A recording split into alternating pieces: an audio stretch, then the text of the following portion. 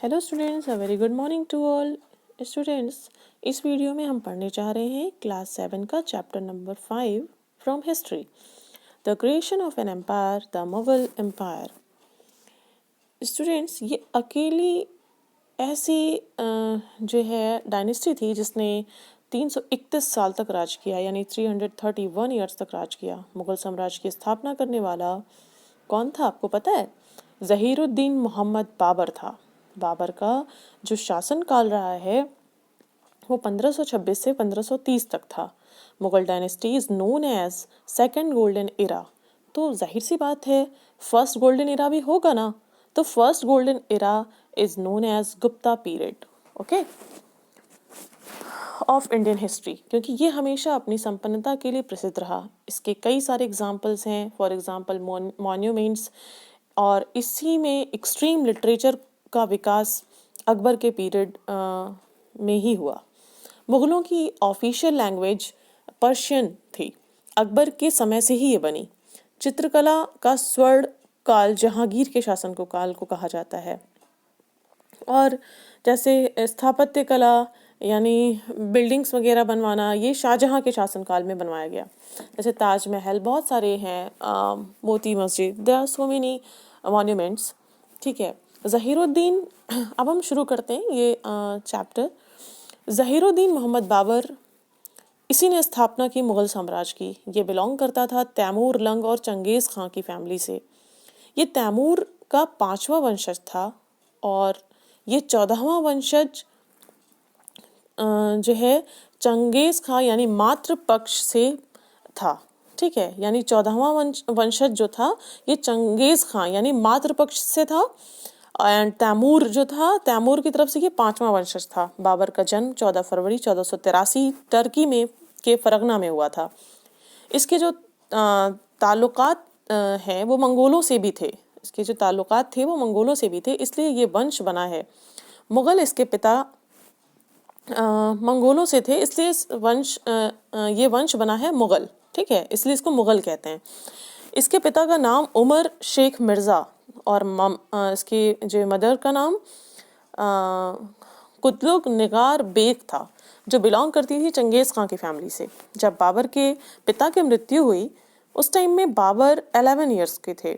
तब उसने पिता की कमान संभाली, लेकिन बाबर काफ़ी छोटा था, इसलिए जो साइड्स के जो रूलर्स थे और उन्होंने उसको राज करने नहीं दिया और परगना छोड़ने पर मजबूर कर दिया था। ये परगना से भागकर तुर्की में एक स्थान था समरकंद, वहाँ पर इसने अपना कब्जा किया। बाबर ने वहाँ पे 1494 से 1502 तक समरकंद में शासन किया, लेकिन बाबर को समरकंद भी छोड़ना पड़ा, इसलिए मजबूरन इसे अफगानिस्तान जाना पड़ा। बाबर ने अफगानिस्तान के काबुल और गंधार पर अधिकार किया। 1504 में बाबर ने काबुल और गंधार पर राज किया एवं अपनी राजधानी काबुल को बनाया। एंड इसमें राजधानी तो काबुल को बना लिया, इसलिए इसने 1507 में काबुल में ही बाबर ने बादशाह की उपाधि धारण की। ठीक है, तो बाबर ने बादशाह की उपाधि कहाँ पे धारण की थी? काबुल में ही की थी। इब्राहिम लोदी के शासनकाल में बाबर ने अपना प्रथम आक्रमण यानी 1519 में सिंध के बाजौर नामक स्थान पर एक किले में किया, जिसका नाम था पेरागढ़ का किला। इसी अटैक में इसने तोप और गोलों का हिंदुस्तान में पहली बार प्रयोग किया। फर्स्ट बैटल ऑफ पानीपत से पहले बाबर ने सिंध और जम्मू कश्मीर पर 4 बार आक्रमण किया था और 5वां अटैक था first battle of Panipat. Panipat कहाँ है? यमुना नदी के किनारे। और फर्स्ट बैटल ऑफ पानीपत में इसने इब्राहिम लोदी को हराया। This was the beginning of Mughal rule. Okay, and यहाँ पर इसने तुलगमा युद्ध नीति का प्रयोग किया। तुलगमा युद्ध नीति क्या होती है? वो साइड से अपने आप को सेव किया, क्योंकि उस टाइम में बाबर के पास 12,000 सैनिक थे और जो लोदी था, ठीक है, इसके पास कितने सैनिक थे? 1 लाख सैनिक थे, तो काफ़ी ज़्यादा फर्क हुआ ना। तो उस टाइम में पानीपत में यमुना नदी के किनारे इसने क्या किया कि अपने को साइड से बिल्कुल सेव कर लिया, यानी साइड से अपनी सेनाएं बैठा दी, इस साइड से अपनी सेनाएं इसने खड़ी कर दी। ठीक है, दोनों साइड से खड़ी कर दी अपनी सेनाएं, और आगे जो था वो बिल्कुल ही गड्ढा खुदवा दिया था, बहुत ज़्यादा गड्ढा खुदवा दिया था। अब क्या हुआ कि और उसके ऊपर पूरे पत्ते ढकवा दिए थे। अब जब उधर से जब लोदी के द्वारा जब जो सैनिक आए, हुआ क्या कि वो उस गड्ढे में गिरते चले गए, है ना।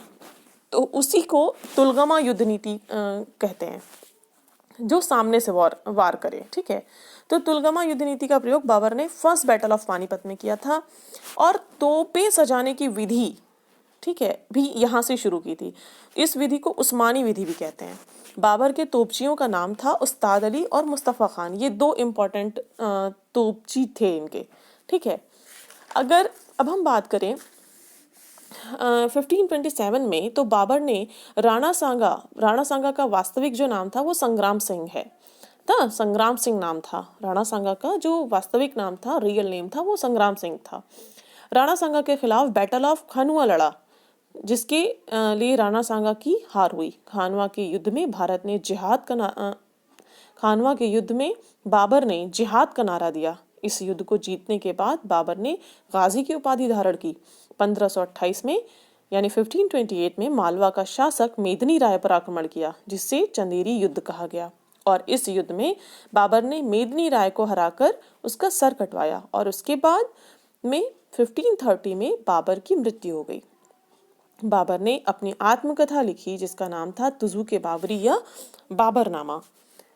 ओके, ये इसने तुर्क भाषा में लिखी थी। अकबर के शासनकाल में इस ऑटोबायोग्राफी को फारसी में अब्दुल रहीम खान खाना द्वारा ट्रांसलेट किया गया था।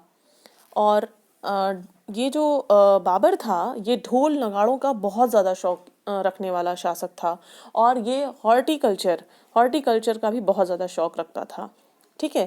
This is all about this video, this lecture. Thank you, have a nice day. Next video में हम बात करेंगे, नेक्स्ट वीडियो में हम शेरशाह सूरी के बारे में बात करेंगे। Thank you, have a nice day.